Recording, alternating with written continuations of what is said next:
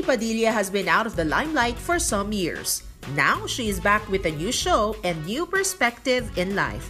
Let's listen to her personal story in this episode.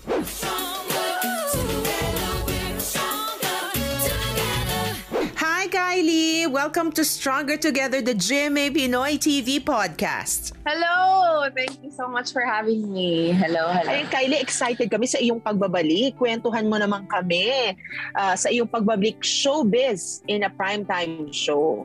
Nako, sobrang excited ako kasi hinintay ko talaga tong show na to. I mean, ang dami naman talagang in-offer. Hindi naman talaga ako pinabayaan ng GMA. Ang dami nilang in-offer sa akin.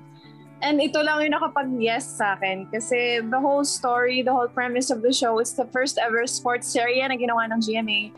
And I'm so proud to be part of it, diba? Minahal ko ng billiards dahil dito. And the whole story is about family, may women empowerment message din siya. So I'm really excited na mapanood ng mga tao.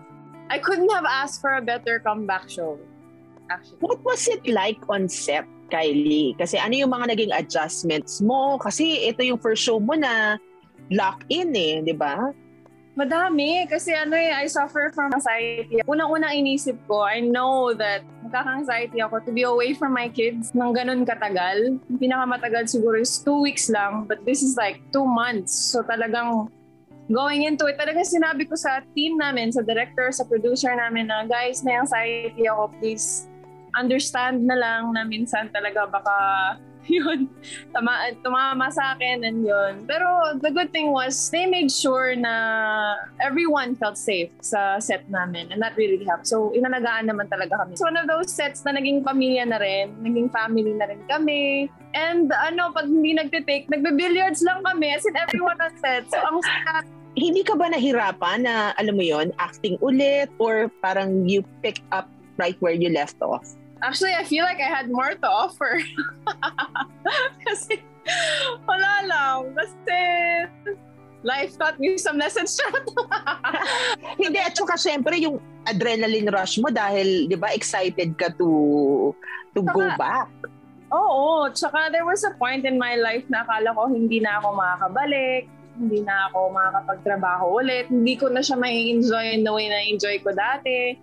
And this is the show that really gave me back that passion and that confidence na na-miss pala ako ng mga tao. Kasi a lot of people were saying on set na huwag kang mawawala ulit kasi nga may galing ka naman, di ba, sa pag-aarte. So parang, Shams, ako na sobrang na-appreciate ko lang. Nagkaroon na ako ng sense of pride sa work ko. Tsaka I'm just so grateful and full of gratitude na nakabalik ako at binigyan ako ng chance ulit ng GMA. At pinagkatiwalaan nila ako ulit.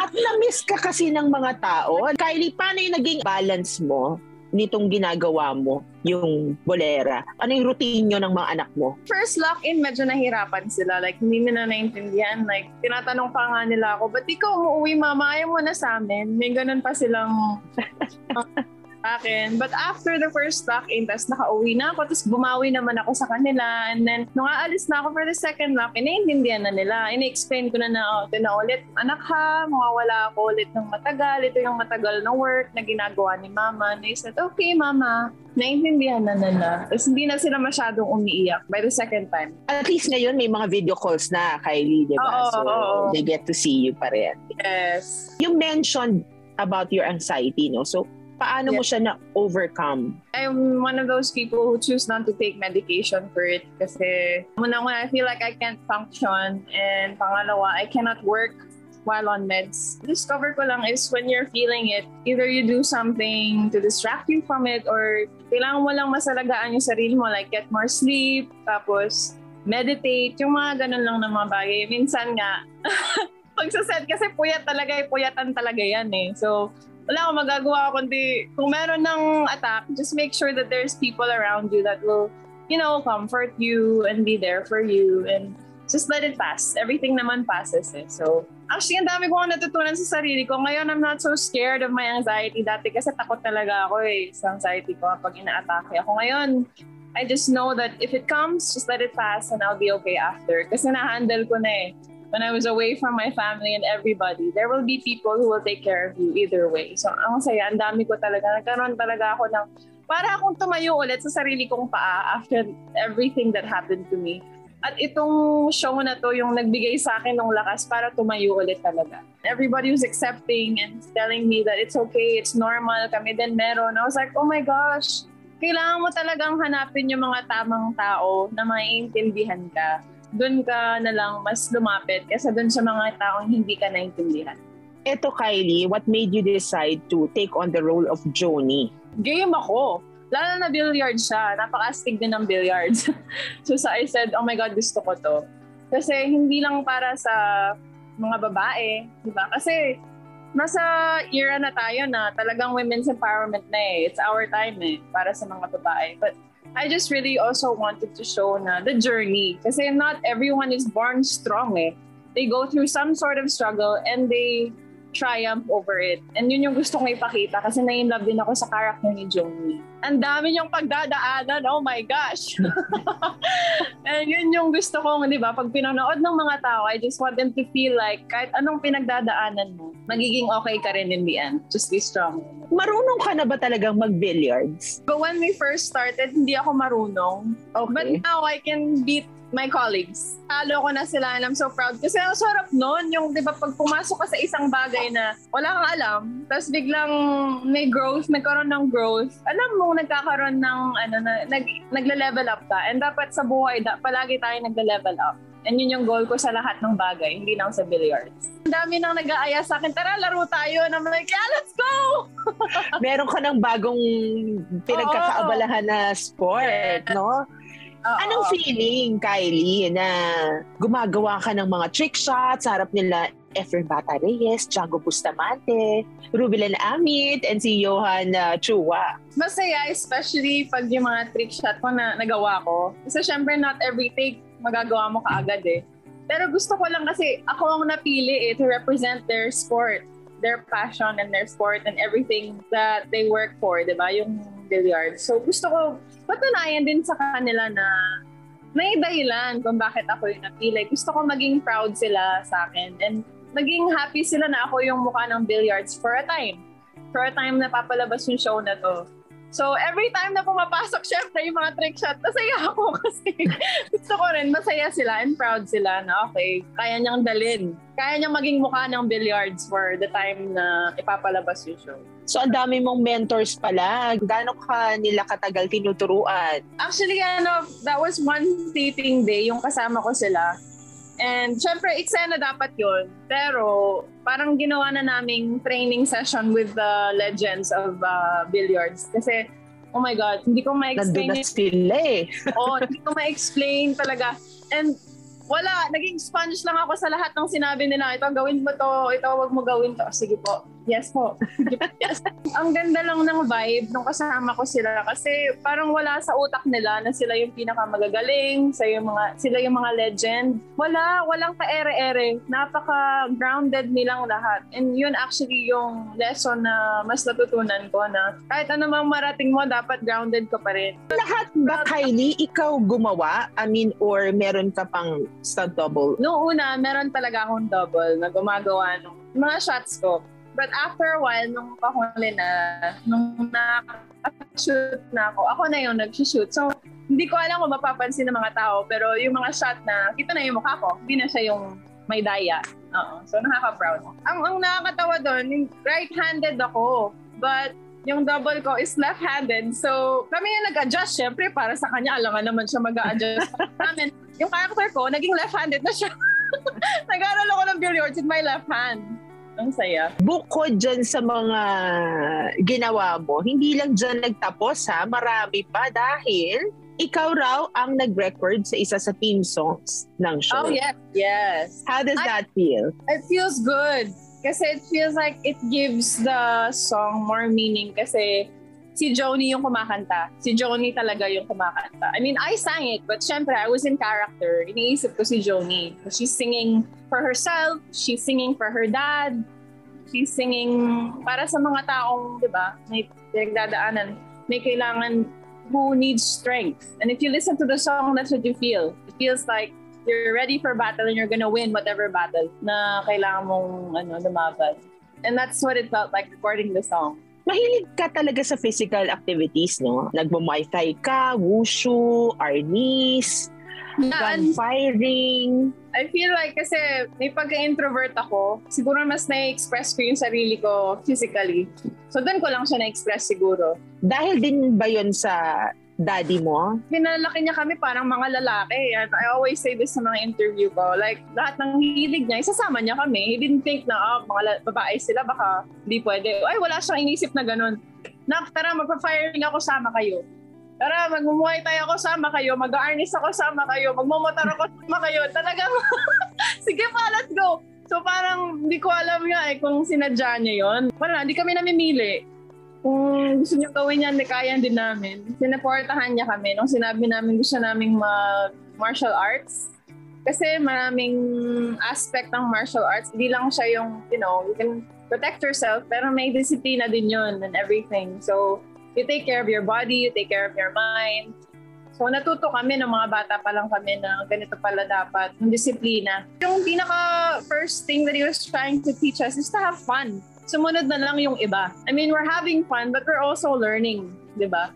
So, lahat kayo magkakapatid into physical activities also? Ako, tsaka yung ate ko. Kami yung nag-aral sa Thailand eh. For Muay Thai?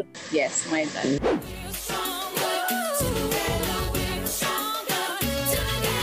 That was a fun discussion. But before we continue, let's take a quick break. Kapuso, subscribe to GMA Pinoy TV and feel closer to home with our all-time favorite shows. Itbulaga, Bubble Gang, 24 Oras, and Kapuso Mo Jessica Soho. You can also enjoy award-winning news programs, documentaries, lifestyle shows, and many more on GMA Live TV and GMA News TV. GMA channels are available in the U.S. through various pay TV providers. To know more, visit gmapinoytv.com/subscribe or follow us at GMA Pinoy TV on social media. The past 2 years had been the time we spent making, baking, planting, renovating, laughing, adding, and trying. But no matter what life throws at us, there will always be something to lift our spirits and give us sparks of hope. We invite you to tell us your stories with shots and snippets of the things that helped you survive this pandemic. Send your snapshots and stories to PinoyInbox@gmanetwork.com and we'll feature them on our newest inspirational segment, Pockets of Hope, on GMA Pinoy TV.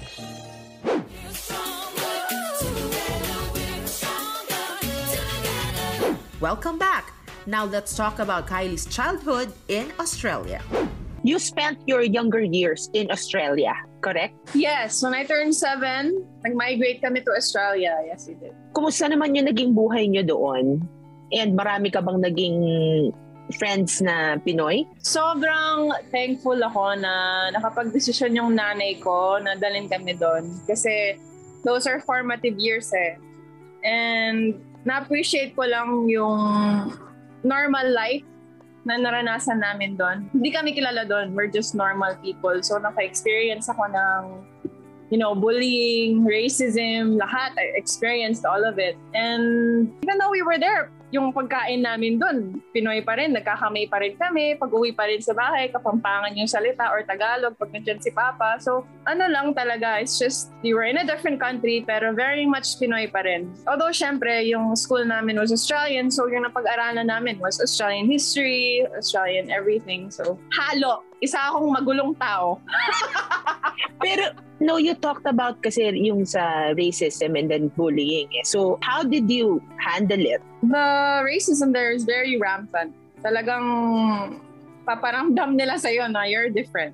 Strong naman ako na tao eh. I mean, my parents didn't tell me na, be careful mga ganito, ganyan. I wasn't really affected by it. But I knew na bakit parang may segregation. You can feel it in the air. Pero yung mga friends mo, Kylie, Asians or mixed na? Middle school, they were more Asian. Tapos nung nag-high school ako, halo-halo na. So hindi mo na lang sila pinatulan, ganon? Hindi kasi mabait naman sila eh. I mean, I don't think hindi naman kasi sila cruel na racism. It's Right. not cruel racism. It's just inbuilt in society. Wala naman talagang masama yung intention sa akin. It's just ingrained talaga na gano'n. May mga joke lang talaga. At saka bata lang kami noon. Nung nag-high school na ako, nag-iba naman na eh. Hindi naman na masyadong naging racist eh. Sa lahat ng mga ginagawa mo, ano dun ang favorite mo? Your martial arts, acting, singing, kumbaga, ano dun yung mas matimbang sa puso mo? Lahat gusto ko. Kasi lahat yun is an outlet. Lahat yun is a form of therapy. It just depends on kung ano yung mood ko on that day. You're making your comeback sa showbiz. So, iniisip mo na ba yon? Paano mo na babalansihin yung oras mo sa trabaho and sa mga anak mo? Kailangan talaga yung mga projects na oo-ohan ko are projects that I'm fully prepared to commit myself to. Kasi kung meron akong half-heartedness na nararamdaman, lalo na nung nag-pandemic, di ba? Alam na natin kung gaano ka-fragile ang life eh. So we have to make decisions na sure tayo. If I'm sure about this project and sure ako na kaya kong panindigan na malalayo ako sa mga anak ko ng ganito katagal na panahon, then I can do it. Kaya kong panindigan to. But if I'm not sure and I feel like hindi ko kakayanin, then I won't take it. I won't say yes. Actually, ganun na siya. Ganun na yung decision making ko. If I don't love it enough, magno-no ako. Kasi I love my kids more. Tama, hindi. Tsaka nandiyan sila sa age na, di ba, talagang mabilis lumaki ang kids eh. So, tsaka, lahat ng parents sinasabi sa akin na mahirap yung challenge kasi sobrang kulit na. Ito yung age na sobrang kulit na nila, sobrang daldal na nila. Pero, it's gonna be the age that you want back pag matanda na sila. At talagang, I always try to remember that. Kasi, totoo naman, ang bilis ng panahon. Anong mga ages na nila, Kylie? Pa 4 na, tapos yung bunso ko 2 years old na. Ang bilis ng panahon. Parang sabi ko, oo nga, 1 month na ako nawala, pero ang dami na niyang new words na alam. Tapos ang kanya, my gosh. Sabi ko, may idea na ba sila, Kylie, na kung anong ginagawa mo and galing sila sa sikat na pamilya? Mami namin to, gano'n. Wala pa silang idea na big star ka. And they don't care. Ay, diba, nung nakampanya yung tatay ko, may mga poster sa labas. Wala, sabi nila, lolo. Wala, hindi na sila nagtatanong. Actually, sobrang overprotective nga nila eh. Kasi pag nasa labas kami, may mga lalapit para magpa-picture. Gaganon yung mga mata nila. Parang, bakit? Bakit kayo magpapapicture sa nanay ko? Tapos sabihin nila, Mama, wag na magpa-picture. Siguro nag-aalala sila. Hindi lang sila sanay na ang daming lumalapit. Hawak sa kamay ko, talagang hihilain ako. Ewan ko, baka ano lang siguro. They're just protecting me. Ang cute nga eh. Ang mga boys, mga mama's boys sila. Yes, they are. Strict ka bang parent, Kylie? Dinidisiplina mo sila? I feel like strict akong parent, pero sinasabi daw ng nanay ko, it's not enough daw. Iba naman kasi yung old school na disiplina eh. I think naabutan mo pa yun eh. Pero yung sa ngayon, do you talk to them? Open ka ba? More on barkada? More on talking nga daw ako. Di daw nag-work in talking. Parang sabi ko, nag-work naman siya. Pero nga daw, minsan nga daw, kailangan daw nila matakot.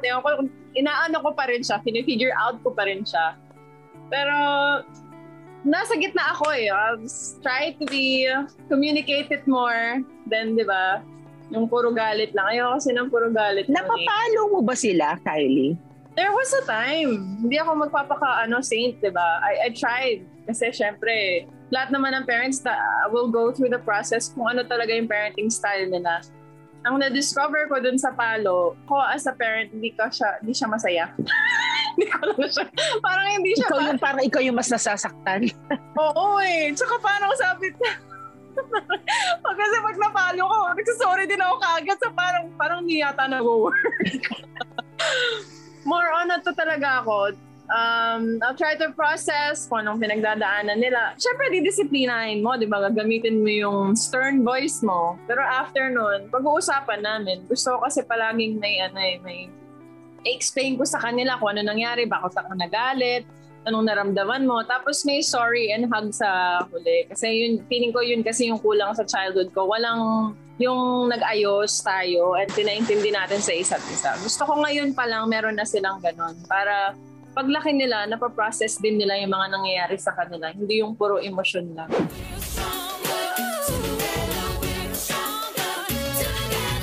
Things are getting interesting. Before we continue, let's hear from our partners. Kapuso abroad in Australia and New Zealand. Start your free trial on MavShack and watch your favorite Kapuso shows on GMA Pinoy TV, GMA Live TV, and GMA News TV. Visit mavshack.com or download the MavShack app to start watching now.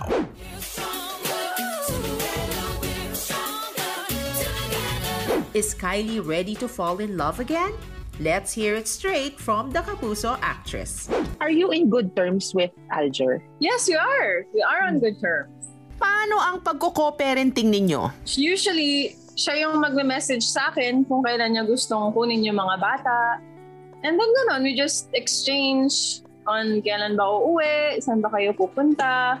Tapos kung meron man akong kailangan i-update sa tatay niya, sasabihin ko para lang din, di ba, in sync kami pagdating sa parenting sa kanila. Tapos ganun. Tapos if may kailangan kaming pag-meetingan, mag-meet kami. Tapos pag-uusapan namin yun. Kung ano man yun tungkol sa mga bata. Like gaya ngayon, mag-aaral na sila.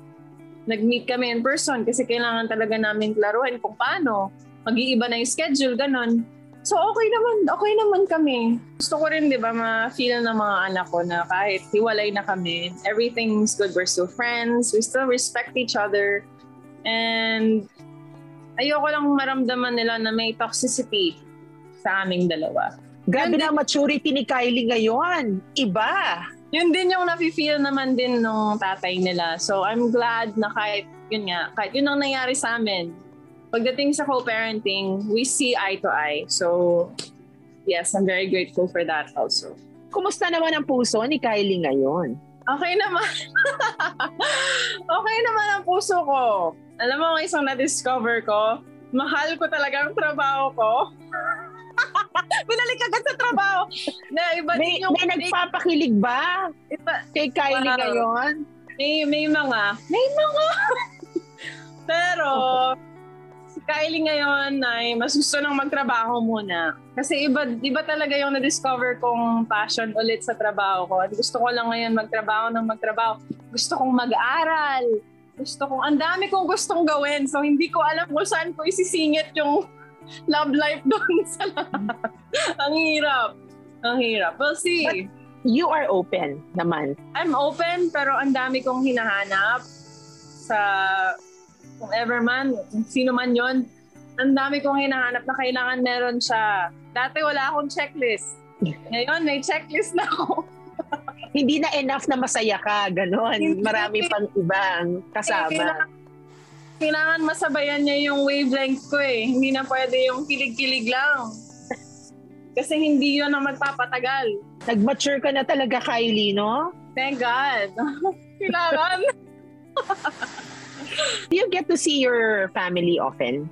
Like, and especially your dad? No, lalo na nung nangangampanya si Papa. But he was the sweetest. Nung nabalitaan niyang ina-anxiety ako sa set, pinuntahan niya ako. And sobrang na-appreciate ko rin yun. Kasi nagulat din ako na ginawa niya yun. I think he was in the area. Doon yata siya, kung malapit sa amin nangangampanya. Tapos sabi niya, dumaan lang ako na kasi nag-aalala ako sa'yo. Sabi ko, pa, sweet mo, I'm really okay, I promise. Iba ang bond niyo rin, no, ng papa mo, no? Oo, tsaka doon ko nakita na nag-aalala nga si Papa sa akin. But I want him to know that I'm really okay. I'm doing great. I'm doing better. Ano ang reaction mo nang malaman mo na siya yung nangunguna sa senatorial base? I know my dad Talagang yung puso niya is really to help people.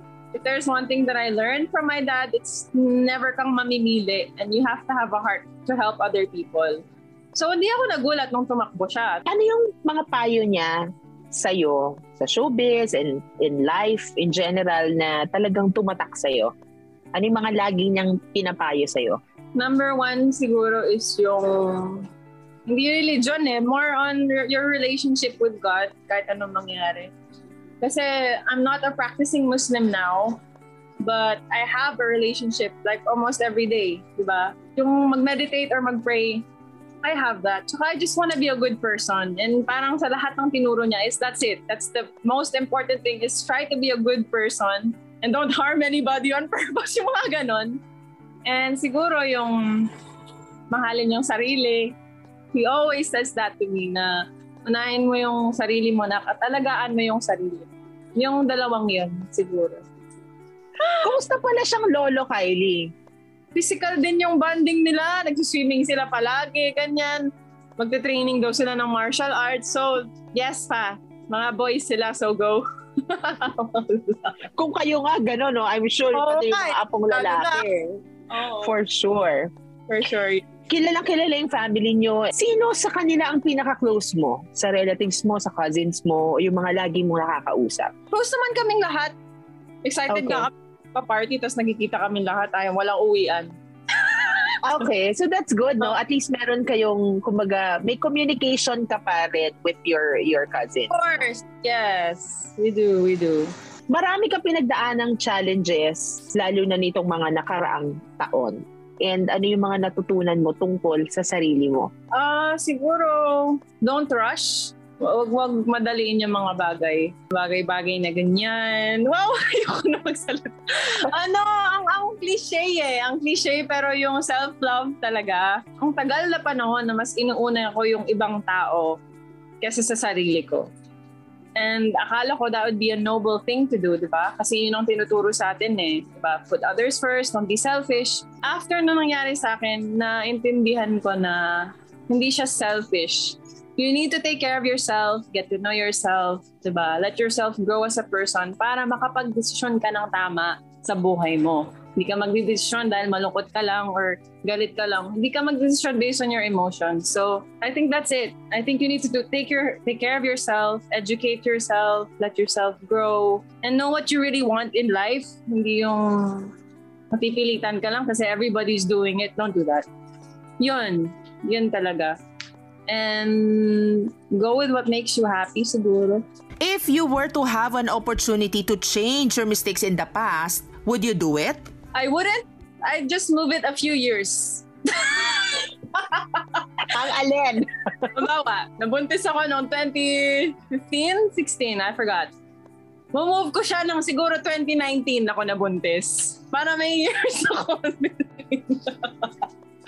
I wouldn't change anything. Kung maghihiwalay kami noon, then that's fine. Kasi pagdadaanan ko naman, marami akong matututunan. It's just that I wish I gave my younger self more time to develop as a person. And yung natutunan ko lang yung self-love before ako mabuntis. Kasi the hardest time of my life was I couldn't give to my kids kasi I couldn't give to myself. So napakahirap noon. Ayoko ng pagdaanan ulit. I had to go to 2 therapists. Hindi siya masaya.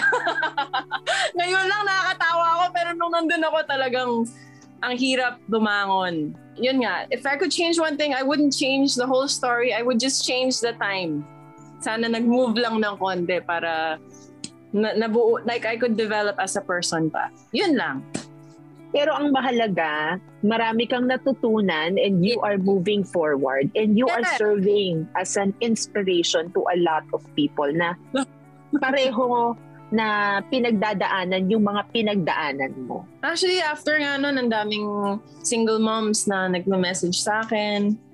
And it feels like, ang saya kasi I have a lot of single moms that are my friends.